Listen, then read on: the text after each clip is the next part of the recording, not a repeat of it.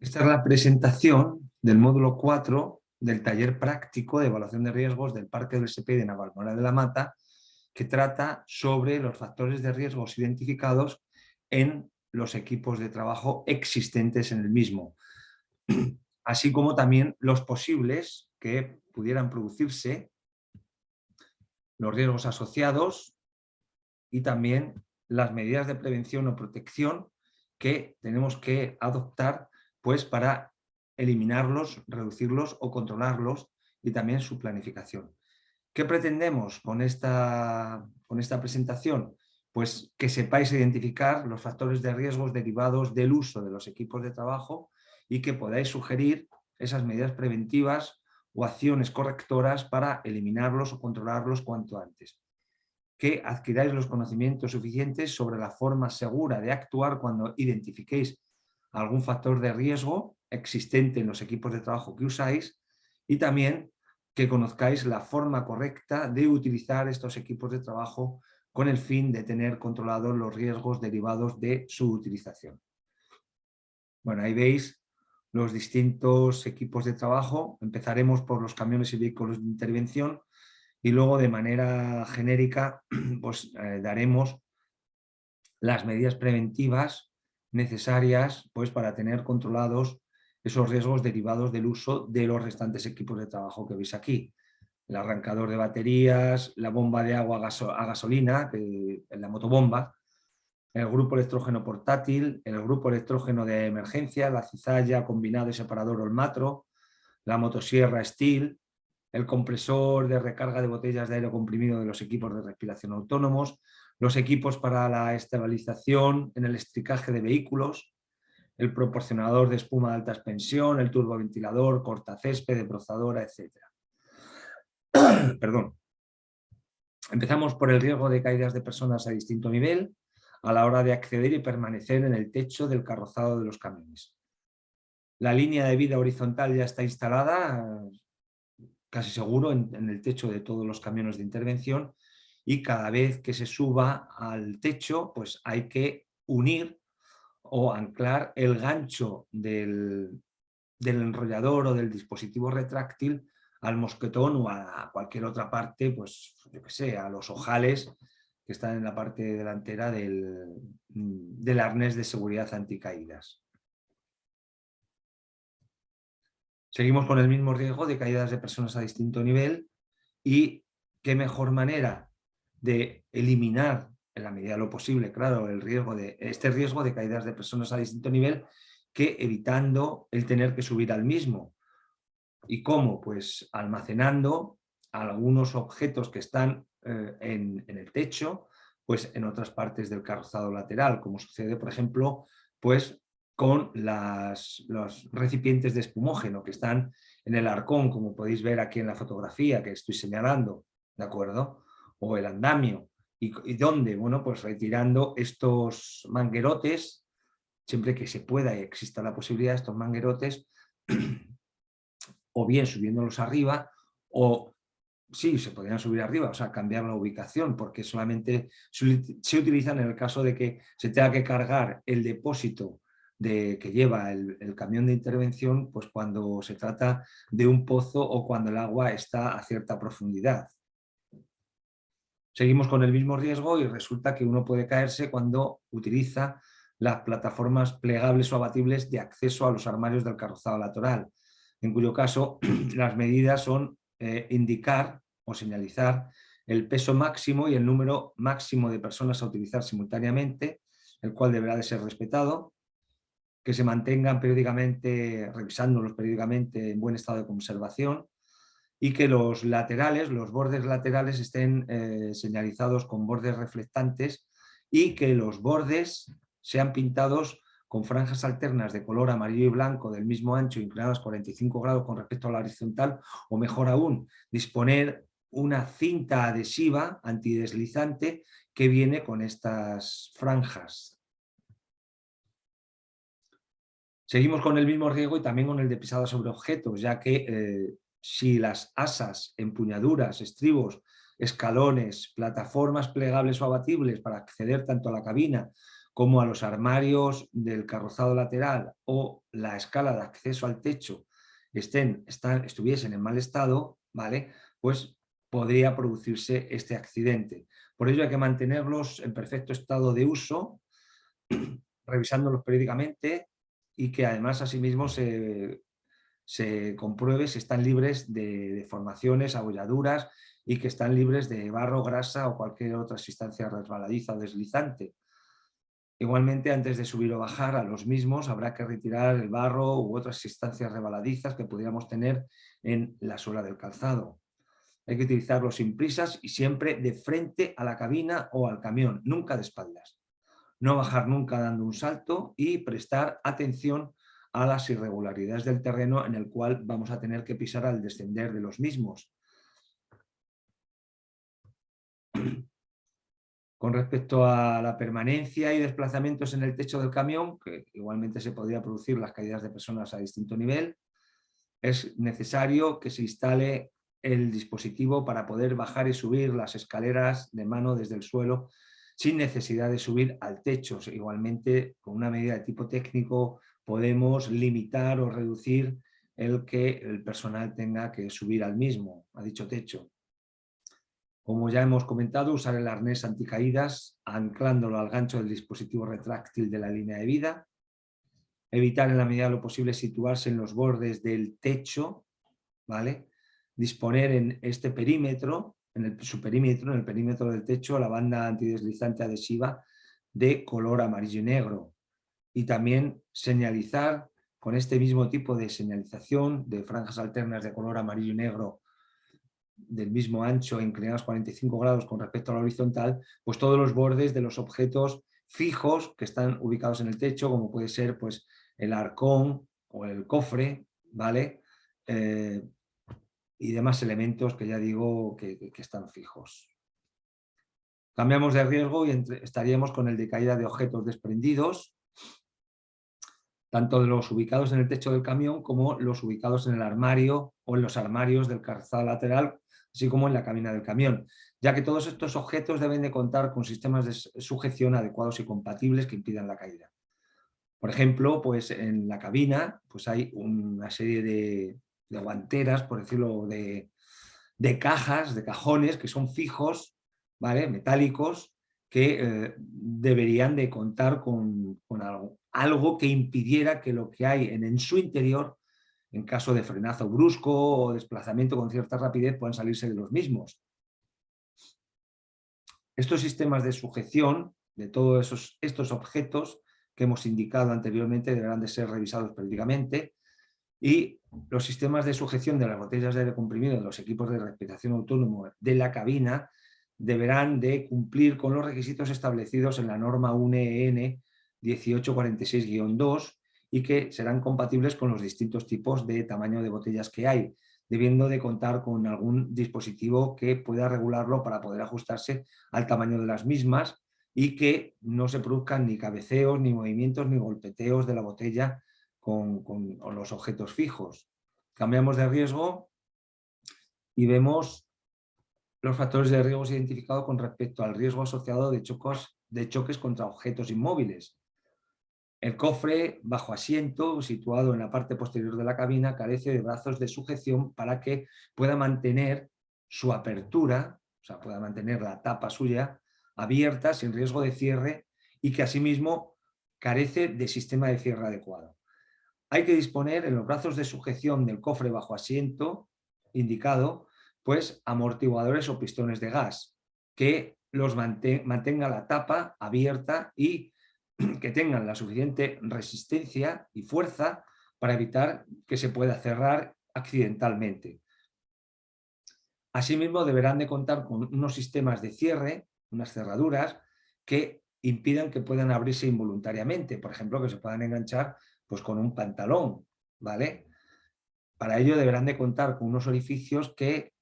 por los cuales se pueda meter un pasador para que se pueda bloquear esta cerradura. También se debe de llevar a cabo un mantenimiento periódico de esos brazos de sujeción, de esos amortiguadores de gas, ya que en la actualidad hay arcones o cofres que disponen de los mismos. hay que también engrasarlos en caso de que sea necesario y controlar, como ya he dicho antes, que la fuerza que ejercen en su desplazamiento es la adecuada para evitar que al abrirlos o al cerrarlos, si tienen mucha fuerza, pues puedan golpearnos, o que nos atrapen entre la tapa y la pared posterior de la cabina, y asimismo controlar que tienen una fuerza adecuada, ¿vale? Para que no se cierren accidentalmente. Cambiamos de riesgo y vemos los factores de riesgo identificados para el riesgo asociado de golpes o cortes por objetos o herramientas, ya que se ha detectado que hay bordes o aristas cortantes de algunas terminaciones de los armarios del carrozado en el interior, ¿vale? Por ello, estos elementos estructurales y en especial sus bordes, ¿vale?, no tendrán filos o aristas cortantes. Si así fuera, pues se deberán de proteger con bandas de goma o de caucho, perdón, u otro elemento de protección que pueda, que impida pues, la lesión si entramos en contacto con esas partes afiladas o cortantes. Cambiamos de riesgo y vemos los factores de riesgo identificados con el riesgo asociado a atrapamiento por vuelco de equipos, en cuyo caso se deberán de efectuar las revisiones periódicas de las ruedas, suspensión, dirección, frenos, o demás partes críticas de los camiones y vehículos de intervención. La parte crítica se define como esa parte de un equipo de trabajo que cuando está en estado incorrecto pues es más probable que produzca un accidente y de consecuencias o de gravedad mayores. Por ello hay que llevar a cabo el mantenimiento periódico de todos estos elementos y también especialmente de las ruedas del vehículo, de comprobar si el estado de sus cubiertas y de la huella pues es correcta, de las llantas, de la sujeción de las mismas a los ejes, de que están equilibradas las ruedas, así como de las demás partes críticas, pues de acuerdo con lo establecido en el manual de instrucciones tanto del vehículo como del carrocero que efectuó el carrozado del camión de intervención, y que se concierte con un taller mecánico de vehículos la comprobación periódica de la presión adecuada de los neumáticos de las ruedas traseras cuando éstas sean dobles, por la dificultad que representa o que conlleva el realizar esta comprobación de presión. Seguimos con el mismo riesgo de atrapamiento por vuelco de equipos o vehículos, ya que se carece de estructura antivuelco en los camiones de intervención. Por ello, hay que dotar de estructura antivuelco especialmente a todos aquellos camiones en los que, debido a la altura que tienen y una base de sustentación más reducida, exista una mayor probabilidad de vuelco. Estas estructuras o antivuelco de protección podrán formar parte integrante del equipo de trabajo y estarán unidas bien al chasis o a la propia estructura o bastidor de la cabina. Seguimos con el mismo riesgo y se ha identificado que hay en algunos asientos que se carece de sistema de retención, o sea, de cinturón de seguridad, así como de reposacabezas, especialmente en los asientos del copiloto, en algunos casos del conductor y en más de uno en los asientos traseros, los asientos ubicados en la parte posterior de la cabina. Por ello, se debe de disponer de cinturón de seguridad y de reposacabezas ateniéndonos a lo que se recoge pues, en la normativa siguiente, en el anexo 1.2, párrafo D, del Real Decreto 1215 del año 1997 de equipos de trabajo, en el que textualmente se establece que cuando en caso de inclinación o de vuelco exista para un trabajador transportado riesgo de aplastamiento entre partes del equipo de trabajo y el suelo, deberá de instalarse un sistema de retención del trabajador o trabajadores que sean transportados. Por último, el cinturón de seguridad deberá de ser de una longitud suficiente que permita abrocharlo con todos los equipos de protección individual puestos y con el equipo de respiración autónoma también colocado. Cambiamos de riesgo y vemos los factores de riesgos identificados o posibles que pudieran producirse con respecto al riesgo asociado de sobreesfuerzos, como sucede con los objetos que están colocados inadecuadamente en el interior de los armarios del carrozado lateral. Para ello y para evitar los sobreesfuerzos hay que elaborar un croquis de cada armario en el que se recoja la ubicación de cada uno de los equipos de trabajo que van colocados en el interior del armario del carrozado lateral y colocarlo en la parte interior de la puerta del armario, o en cualquier otra parte que pueda ser visible y que pueda ser consultado siempre que se tenga alguna duda al respecto de dónde se pueda o se deba, o se tenga, mejor dicho, que colocar algún equipo. Con respecto a la colocación, es conveniente que los objetos más pesados se coloquen en las partes inferiores y lo más cerca posible de las puertas, ya que si un objeto pesado se tiene que manipular y que está colocado alejado de la puerta, ¿vale? Tendremos que flexionar el tronco, en cuyo caso es más probable que tengamos una lesión en la parte lumbar de nuestra columna vertebral, al ser mayor el momento debido a la fuerza del peso del objeto que nosotros vamos a manipular. Sin olvidar que todos aquellos objetos que sean muy pesados, su manipulación debe hacerse entre dos trabajadores, como puede suceder con el separador, o la cizalla o la combinada, con el turboventilador, etcétera, con todos esos objetos, como por ejemplo también la motobomba, el grupo electrógeno, con todos esos objetos que sean bastante pesados. También podría producirse alguna lesión por sobreesfuerzo por la dificultad para abrir y cerrar las persianas de los armarios y también a la hora de abrir o cerrar las plataformas plegables o abatibles de acceso a los armarios del carrizado lateral de los camiones, en cuyo caso, y para tener controlado o evitar este riesgo, hay que limpiar periódicamente las guías de las persianas con un desengrasante, retirando los restos de grasa y suciedad y volviéndolas a engrasar, de forma que a la hora de abrirlas o cerrarlas, pues se haga de manera fácil, sin riesgos de sobreesfuerzos, golpes, choques, etc. Y llevar también a cabo un mantenimiento periódico de los brazos de sujeción de las plataformas o estribos plegables o abatibles, manteniéndolos debidamente engrasados y controlando periódicamente que la fuerza que ejercen a la hora de abrirlos o cerrarlos es la adecuada para que no produzcan lesiones por sobreesfuerzos por tener que realizar una fuerza considerable. Con respecto a los accidentes de circulación, en misión o gestión, a la hora de desplazarse hasta un punto de intervención, de emergencia o de rescate,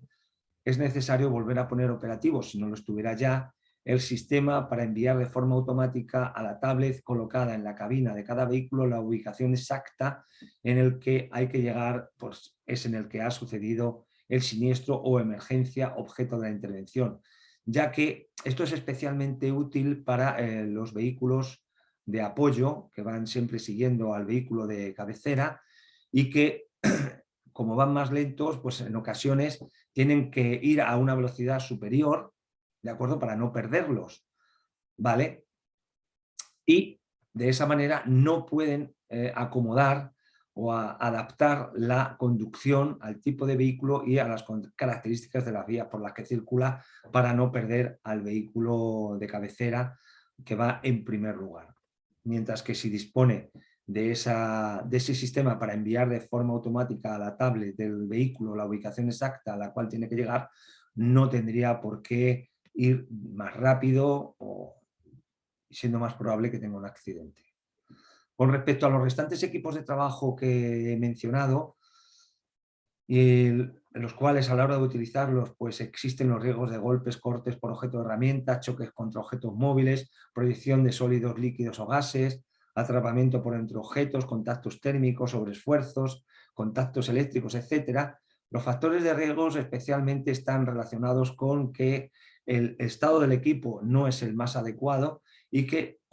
mejor dicho, se utilizan de forma insegura. Para ello y para tener controlados estos factores de riesgos o eliminarlos, hay que revisar periódicamente y siempre antes de utilizar todos estos equipos de trabajo, de forma que si se encuentra algún defecto no se use y que se avise cuanto antes al superior jerárquico para que os proporcione otro que esté en perfecto estado y que el que está defectuoso lo envíe a reparar cuanto antes. Siempre antes de utilizar por primera vez un equipo de trabajo hay que leer su manual de instrucciones, el cual deberá de estar a disposición vuestra, y asimismo también cuando se tenga alguna duda, y que siempre que se utilice un equipo de trabajo hay que seguir siempre lo que está recogido en el manual de instrucciones del fabricante. hay que recibir formación tanto teórica como práctica sobre la utilización segura de los equipos de trabajo, siempre antes de utilizarlos por primera vez,